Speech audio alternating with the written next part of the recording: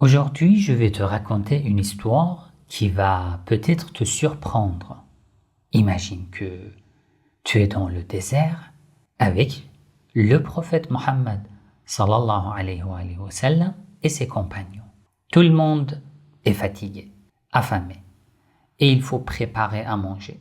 L'un va couper la viande, l'autre va faire le feu, un autre va faire cuire le repas. Et là, le prophète Mohammed sallallahu alayhi wa sallam dit « Je vais aller chercher du bois dans le désert. » Les compagnons lui ont dit « Non, non, non, non, toi, repose-toi, ô prophète. Tu es le messager d'Allah, tu ne fais rien. » Mais le prophète refuse. Pourquoi? Qu'est-ce qu'il voulait leur enseigner? Écoute bien cette belle histoire, tu vas apprendre. Assalamu alaikum wa rahmatullah, mes petits musulmans. Bienvenue à une nouvelle histoire. Avant de commencer, si ce genre de vidéo t'intéresse, n'oublie pas de liker, de partager, de laisser un petit commentaire. Et si tu veux suivre les vidéos que je publie, abonne-toi à ma chaîne et clique sur la cloche.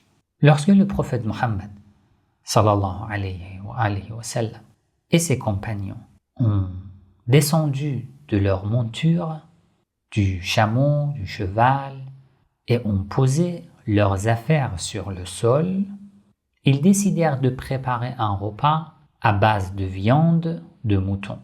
L'un des compagnons a dit « Je vais m'occuper d'abattre le mouton ». Un autre a dit « Moi, je vais enlever la peau ». Un troisième a dit « Moi, je vais le faire cuire ».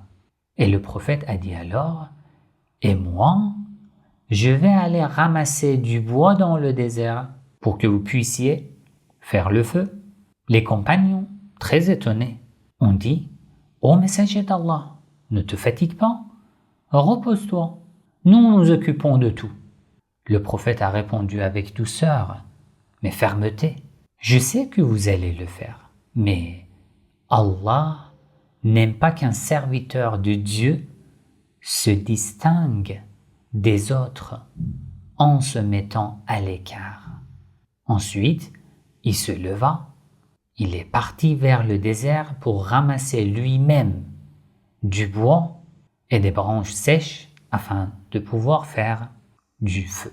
Mes petits musulmans, quelle belle leçon! Le prophète, le meilleur des hommes, aurait pu rester assis, il aurait pu commander, donner des ordres, il aurait pu se reposer, dormir.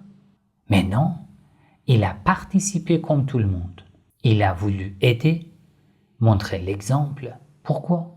Parce que l'islam, ce n'est pas seulement des paroles, mais c'est des actions, ce que tu fais. Le prophète nous enseigne à être humble, même si nous sommes chefs. Allah n'aime pas ceux qui veulent paraître supérieurs aux autres. Il faut être humble, modeste. Même si tu es fort, même si tu pries beaucoup, tu dois continuer à aider. Même si tu es le plus intelligent de la classe, tu dois partager avec ceux qui ont du mal. Même si tu sais faire mieux que les autres, tu ne dois pas les regarder de haut. Le prophète n'a jamais dit « je suis trop important pour ça ». Il est le modèle du bon comportement, même pour aller ramasser du bois sec dans le désert. Et toi, est-ce que tu veux ressembler au prophète? Alors, ne dis jamais « c'est pas mon travail, laisse, maman va le faire, c'est à mon frère de ranger ». Dis plutôt « je vais aider, je participe, je suis comme mon prophète bien-aimé ». Et maintenant, un petit exercice. Dessine une grande scène, un groupe de personnes qui préparent un repas.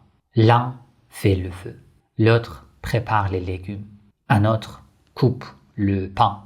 Et au milieu, le prophète qui aide tout le monde avec le sourire et écrit en bas de ton dessin « Je veux aider comme le prophète Mohammed sallallahu alayhi wa sallam ».